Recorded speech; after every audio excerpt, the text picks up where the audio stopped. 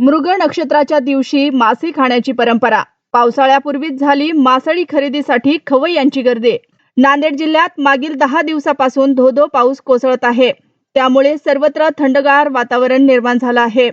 मृग नक्षत्र 8 दिवसांवर आले असताना बाजारात मोठ्या प्रमाणावर विविध प्रकारचे गावरान मासे दाखल झाल्याने बाजारपेठ गजबजली आहे. तर पावसाळ्यासारखे वातावरण निर्माण झाल्याने दुकानांवर मासळी खरेदीसाठी खवय्यांची गर्दी झाल्याचे पाहावयास मिळाले आहे. मृग नक्षत्राच्या दिवशी ग्रामीण भागातील शेतकरी नागरिक चांगला पाऊस होऊन उत्पन्नात भरभराटी दे अशी आराधना करत वरुण देवाला साकडे घालतात. तर याच दिवशी मासे सेवन केल्याने मनाजोगा पाऊस पावसाळ्यात पडतो असा समज आहे. त्यामुळे मृग नक्षत्राच्या दिवशी मासे खरेदीला बाजारात खवय्यांची झुंबड उडत असते.